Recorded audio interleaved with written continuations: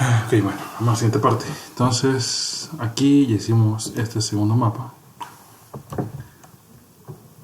Y me di cuenta de algo. Dice que no se puede importar elipses. Sí, perdón, elipses son círculos. Entonces, al final usé la herramienta esta, pero tal vez era mejor un círculo propiamente.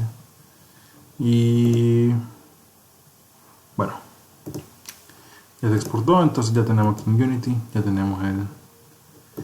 Entonces aquí vamos a ponerle Y24.90.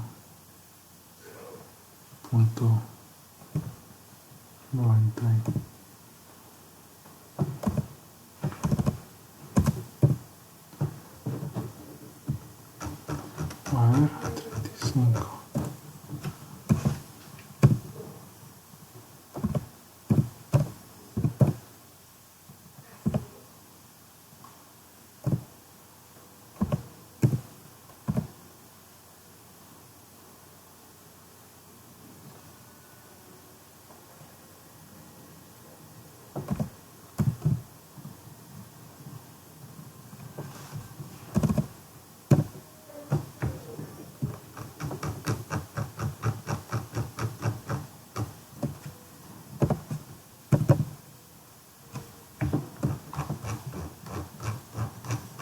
Ok,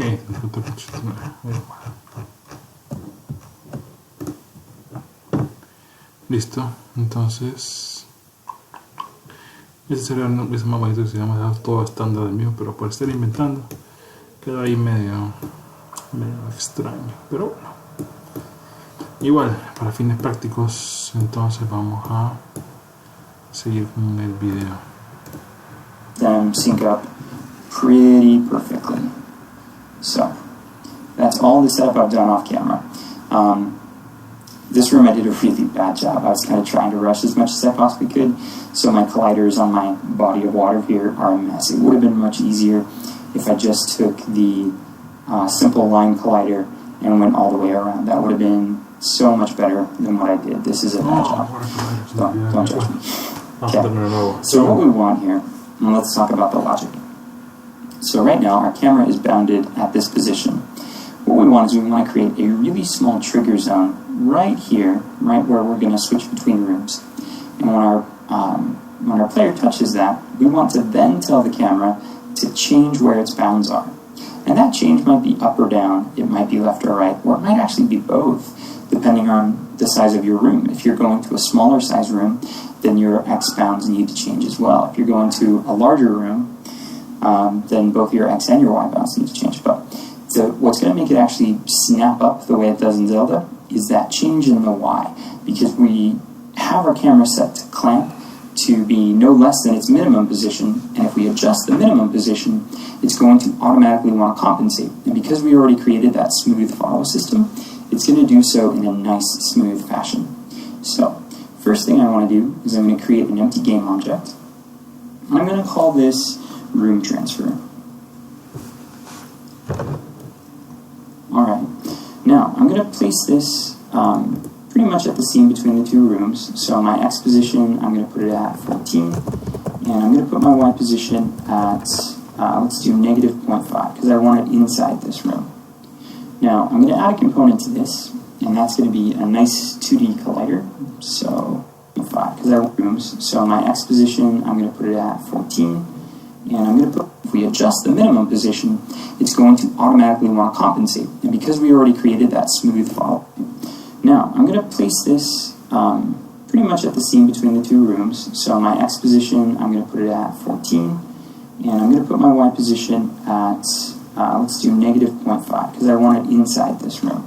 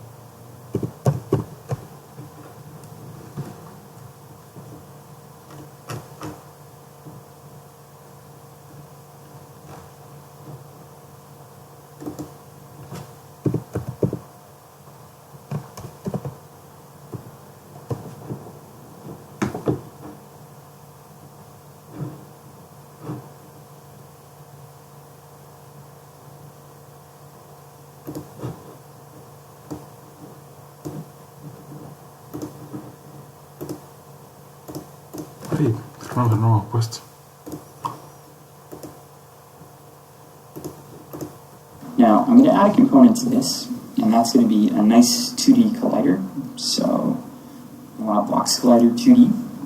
And if you zoom in, you can see in this light green where the default origins of that are. I want to make this nice and small, so it's just, barely there at all. So if you go over to the box collider, click Edit Collider, I'm going to drag this to be right at the width of the transition there, and then I'm going to make this nice and tiny. So that's going to be my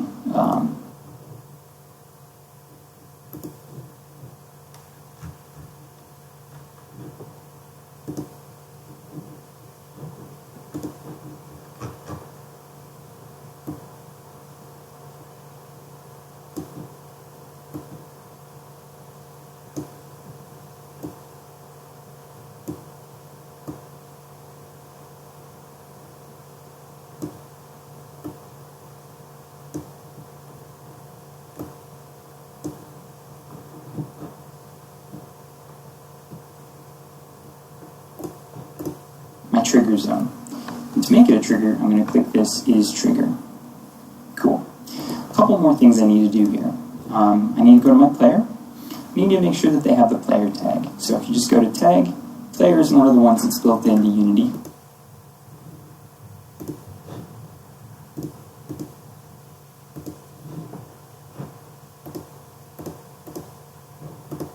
So just choose player. We're going to be using that tag for some logic here in just a second. So I've got my room transfer right at the edge of the room, nice and small, and I have my player tagged. So let's make a neat script to do this room transfer. So we'll create a new C# script. I'm going to call this room move, how about? And then I'm going to open this up in Visual Studio. I didn't have Visual Studio up and running, so it's going to take me just a minute for that to get up, and I will meet you back here once that's done. Okay, so Visual Studio is up and running. So what I want to do here is I want to access a pre-built function that Unity has, and that's onTriggerEnter2D.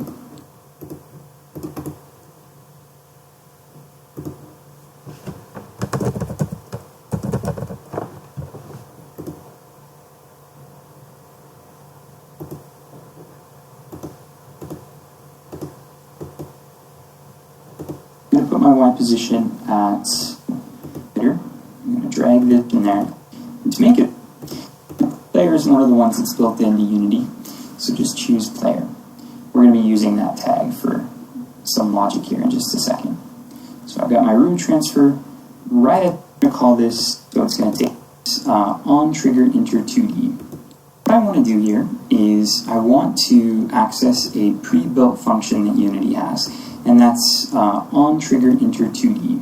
So outside of my start or my update method, I'm just going to call void onTrigger, and I want to do enter2D.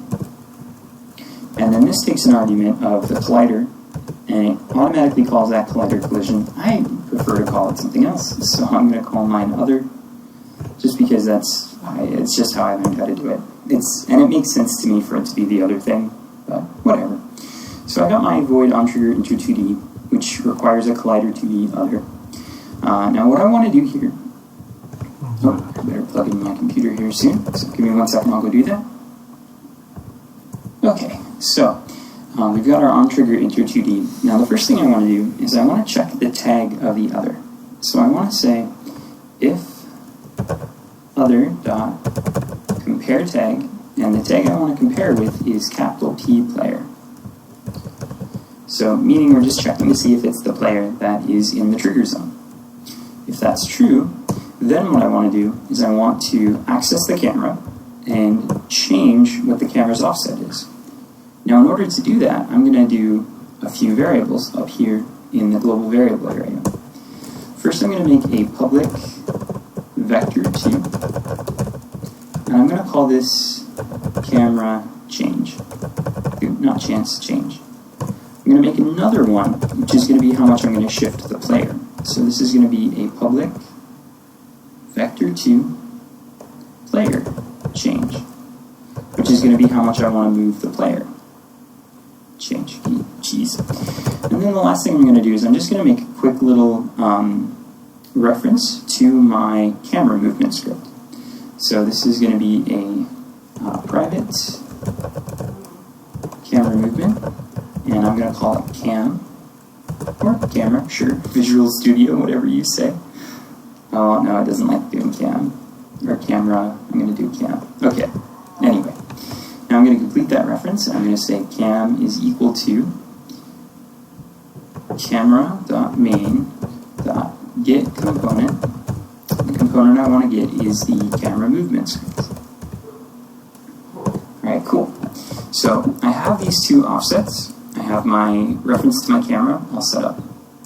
Now down here in my onTriggerInter2D, we're going to check to see if it's the player. And if it is the player, we're going to adjust in the camera movement, and this is why I made these public, the max and the min position by whatever we want to adjust it by. So in order to do that, I'm going to say in here, okay, sorry about that weird cut. So in here what I'm going to do is I'm going to say, I'm going to grab my camera, so I'm going to say cam dot min position plus equals the camera adjust. Then I'm going to do the same thing to the max position. So cam dot max position plus equals camera change. Now, if you have a room that isn't square like mine, you're going to need to have two different vectors. One for the amount of change to the min position and one for the amount of change to the max position. But that's totally fine. Okay, anyway. So I'm going to change the min position and the max position, and then I also want to move the player however much I want to move them, so that adjustment. So I'm going to do other dot transform dot position plus equals. Can I do plus equals like this? I think I can. Player change. Oh, yeah, no, I can't. You can't do that. Oh, it's because it's vector 3 versus vector 2. Good lord. So I'm going to have to change my variable for player change to a vector 3. There we go. That's cool.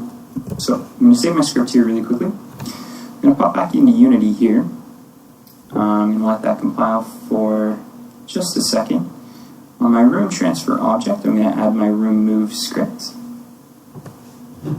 As soon as it's done thinking here. Cool. So I got my camera change.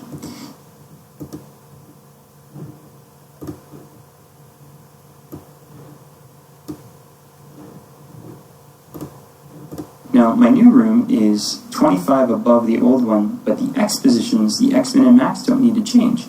So I really just need to adjust the Y. Now, if I were moving to the left, I'd need to adjust only the X, but not the Y, assuming that the room is the same size. And if I was moving to the right, I would just need to adjust the X again, not the Y, assuming the room's the same size. Now, I'm going to move my player forward a few spaces here. So here is negative 0.5, so like 1, let's say 2. I'm going to move them forward 2 spaces on Y. Alright, cool. So let's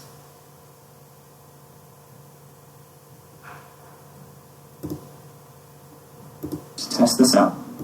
Here is negative to adjust the Y. Now, if I were moving to the left, I'd need to adjust only the X positions. The X min and max don't need to change. So I really just need to adjust the Y.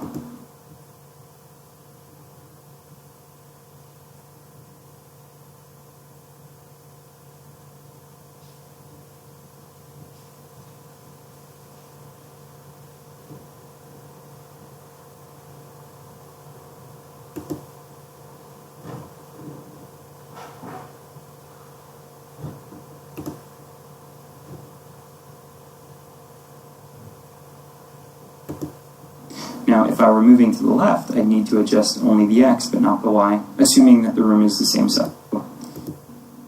And I'm going to approach this with trepidation. There we go. That nice, neat Zelda-like room transition.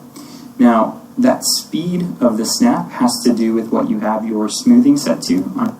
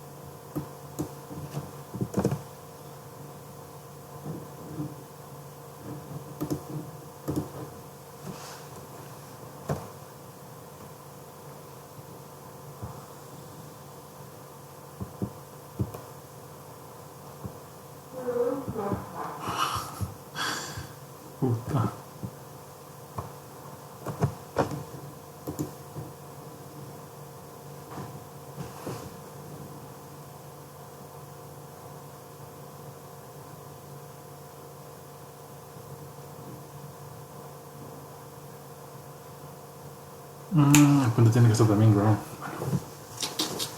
Bueno, no importa. Vamos a agregar esto porque así quedó.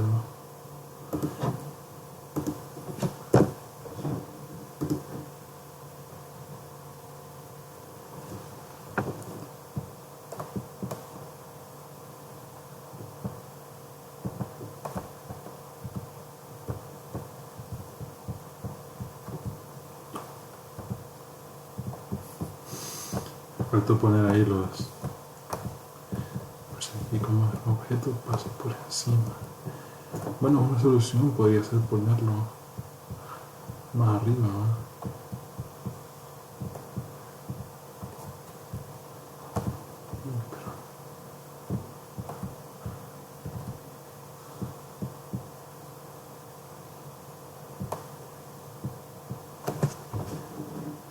Oh, para regresar no está. Okay, bueno, vamos a ver si. On your camera. The lower your smoothing, the more gradual a transition that would be. For example, if right now I have mine set to 0.2, if I were to change it to 0.05, something that's relatively smaller, actually, let's go out and go back in. So call this 0.05, and then we'll hit play. And we'll see what a change that makes. That smoothing is what makes all the changes. So if I go up here, see how that's much more slow? And if you make it a larger number, let's say 0.5, that's going to make it significantly faster. But let's just see what it does. Okay, so if I go up,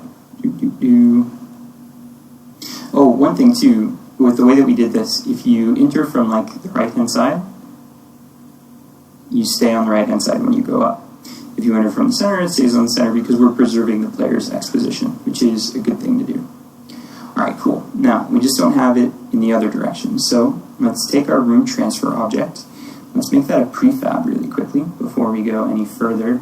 Do I have prefab? I don't have prefabs yet. Good lord. So, let's make a prefab folder. In my assets folder, I'm going to right-click, choose create, folder. I'm going to create a folder called prefabs. And then I'll drag my room transfer object in there. Okay. And I'm going to take my room transfer object, I'm going to duplicate it. I'm going to move it up so that its Y position is, yeah, I guess just 0. There we go. And now this time, I want my camera change to be Y -25.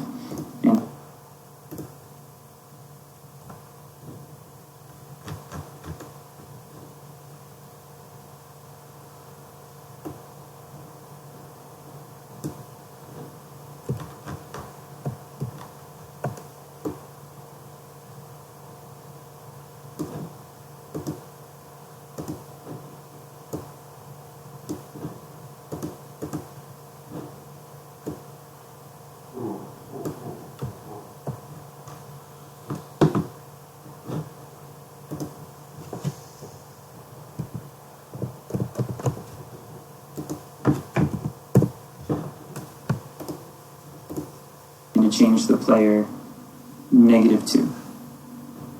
So going down, we're going to change the camera -25. Hey there, I'm almost done. We're going to change the camera -25 and the player by -2. So let's test that out. Let's hit play. Okay, so we're going to go up. And let's move to the next room, and then move back. So again, like I said, if we're over here, we move back there. If we're here, we move up there. So, yeah, to be completely honest, like I said, this is one of my favorite 2D things. So, cool, there we go. Zelda-like room transitions in like 5 lines of code. So, if you have any questions, feel free to ask them in the comments down below. Otherwise, you can follow me on Twitter to find out when I post new videos. You can join me on Discord, where I'm chatting pretty much every day. If you learned something new today, feel free to give a like. and enjoy the rest of your day.